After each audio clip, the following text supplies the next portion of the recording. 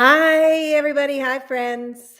Joining me probably in the future, probably not live since I don't announce my lives or give anybody the chance to join me, but maybe you'll just be popping in. The reason I'm doing live, same reason I did it last week. I really want to be showing up authentically real time. Now, I, just like you, love a YouTube video where you hear a couple words and then there's beautiful music and some birds singing and some lovely scenery.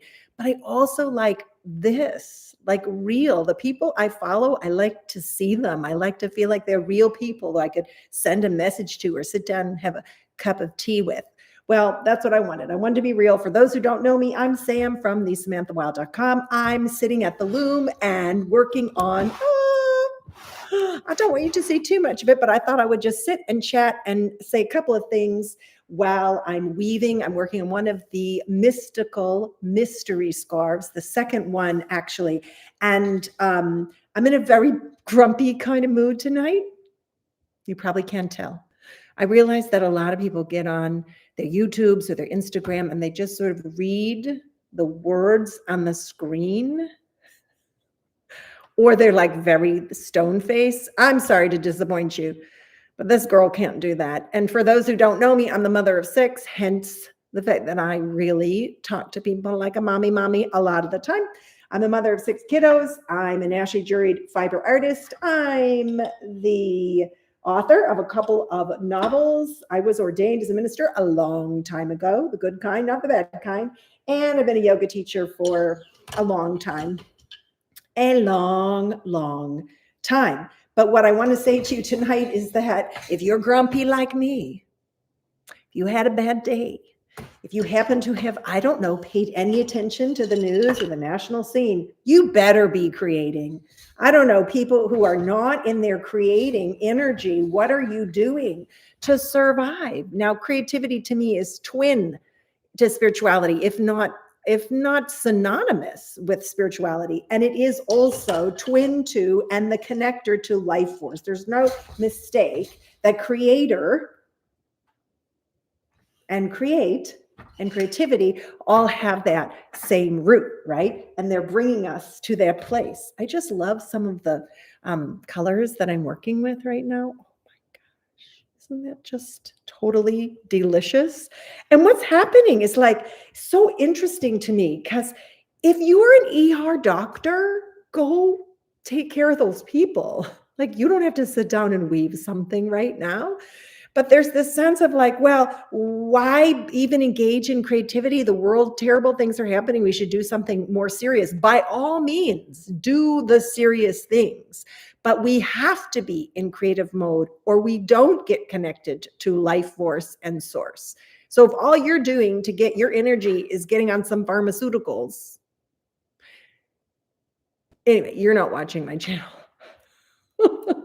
And you've already turned it off because that's not my groove and that's not what's happening over here. And I'm nothing against them. I'm just saying that can't be the only thing that you or I or any of us are doing in order to not just survive. What happens with creativity, and children are the brilliant genius teachers of this, is that it brings you into a different brainwave. And all day long, if you're walking around trying to solve your problems and probably trying to solve the problems of the world, whether you're being asked to or not is a different story, by using, right, your prefrontal cortex and engaging in list making and figuring out, like, how does this go here and how can I do this and how can I help in this way? You're only using one part of your brain. And when you sit down at the loom or you sit down to paint, and it doesn't matter if you're selling things or if it's any good or if you like it or if anybody else likes it, none of that matters. But when you sit down to do those things, you bring yourself into a different brain wave. And talking mystically and talking spiritually, you bring yourself into a connection with your source, with your creator. Being in creativity connects us to our creator. It connects us to the numinous, whatever language that you want to use. And this goes for everybody. I have to say, I just fell in love with this band that was on the Netflix special, Building the Band. I watched it with one of my kiddos. And they're called Midnight Till Morning, since I know that's going to be the first question. They're a boy band. I've never liked a boy band. ever. I mean, not on purpose. I haven't disliked them, but I've never really been into a boy band. And I love them and I love watching them and thinking about their creativity actually is so fresh and original and powerful and connecting and mystical. Uh, and it really doesn't matter what our creativity is in its form, whether you're making cookies or designing something or using your hands, or whether you're doing graphic design or doing photography or you're writing. You know, the number one thing people ask me about all the time actually is writing. People are always, how do you write a book? And how did you write your book? And I want to write a book and that sort of thing. And you can write a book. I mean, you can write a book. I believe in you. I think that you can write a book. But I also think that the thing that we need to be able to do anything like write a book is to be in touch with that muse energy, which is to me what I think of when I think about like that source energy. And if we're not doing that, what happens is, well, Einstein said it best. You cannot solve your problems with the same consciousness that created them. So whether you're talking about your specific problems, like what's the problem in your life that you need to solve, or you're sitting down trying to solve a national or a world problem, or figure out like, what is my right response to what's happening in our state of violence, in our country of violence right now? What is my right response? What part of you is tuning in for that? You know, what part of you is showing up? The answer to the death culture, which is what we're living in, if you haven't noticed, it's like everywhere, all the time, all at once, like that movie. The answer to the death culture is life, right? It's the life culture, and your creativity brings you there. So I just feel pissed off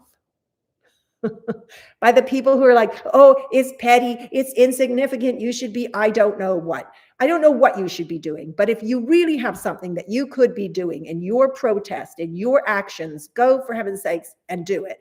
Don't be sidetracked by crocheting. But I'm not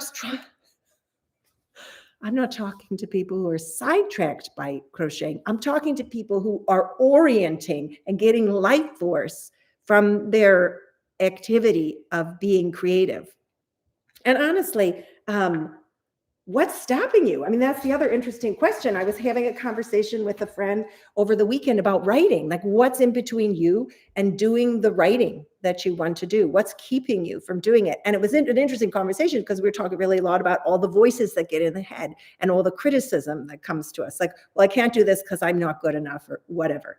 I'll be bad at it or people will judge me. And the kind of weaving that I do, this free form, freestyle weaving, we want mistakes. Imagine if you were living in a world where we needed your creativity and we wanted it with mistakes. What's the difference between a weaving with mistakes and a weaving without mistakes? A lot of times is the difference between a human and not human, or humans who are trying to create and perform like a machine. And if I can have some cultural commentary, which I think I've already had a lot of, that's part of what we got ourselves into, is the problem of not having humanity, right? We're trying to be so machinized, which is also why I'm here live with the new hairdo. I hope you're appreciating this. I'm backwards to myself. So how do I look? Hopefully like a real person in a real situation. And of course, it's nice for YouTube. You want to be able to see and you want to be able to hear. But when we come down to being creative, the only thing that we have to give is our authenticity. You don't have anything else to give. I don't have anything else to give. You can have 20 or 30 years of experience. I can have published 2 novels, which I have. But the only thing that matters when I sit down to write is what I'm bringing. And the only thing I have to bring is, you got it. This is what I have to bring. I don't have the wisdom of this person. I don't have Stephen King. He's not coming in. I don't have Danielle Steele sitting next to me. My mother, for that matter, Nancy Thayer, who's the New York Times bestselling novelist, which you probably know if you know me. I don't have her. All I've got is this. And so when we sit inside of our creativity, not only are we life energy, not only connecting to creator or source or muse, we are also having the opportunity to connect to the authentic inside of ourselves. All of these things I feel like are life-giving. And and resource producing, in the sense that you, whatever problem you have, whatever problem the world has, we ain't going to find the answers. Just continuing in the same road. With creativity, we get into the mind, like the mind of the child. We get into the different brainwave, and then we have the opportunity out of that, maybe to produce something beautiful, amazing, miraculous, maybe something that we could sell and other people would love. But really, it's in the process of taking ourselves into a creative zone where we get the sense of the rising solution. And I really think this is the pathway. I think it's urgent, actually. And there isn't a person who isn't creative or can't be creative or whose creativity wouldn't make a difference first to them. And then from there outward, hence the butterfly ripples to everybody else. I don't know how interesting this is to anyone who's watching or going to watch in the future, but you could tell it's really interesting to me. And I'm going on the assumption that if there's one weirdo like me in the world, there are probably some others. I grew up where there wasn't like YouTube and Instagram. You just thought you were weird. I was just like in my house with my best friend Sears, pretending we are on a talk show and we were Sally Jesse Raphael. We didn't get to be like, oh, look, there's another progressive weaver, and she's got 20 million subscribers. Wow, I'm not alone in the world. We just thought we were crazy. And now we know that every wonderful, original, unique, darling little person out there actually has a community. You can find yourself, right? You can go through, you go, wait, my people are out there. All these wonderful people are out there. So we need you to be expressing your creativity. Yes, but more than that, you need to be expressing your creativity, because being in creativity is anchoring in to life force. And that's what we need. That's how we heal. That's how we heal the death culture, is we anchor into life. Not more of death culture, not more of I give up, I'm depressed, I can't with these people. You sitting down, creating, making, getting into that theta state. Okay, well, blah, blah, blah. That's all I have to say. But don't forget, give a thumbs up, like, subscribe, hit the notification bell, head on over to thesamanthawild.com. If you don't know me, there's all kinds of stuff in my weaving shop, and I'd love to have you come and be a visitor there. And you could leave a comment, you could leave a comment and tell me what creating you have been doing that maybe is helping you to feel your own vital self and your own ability to be a real vital contributor to our co-creation of the world. It's not just being made by the evil warlords. We're over here too.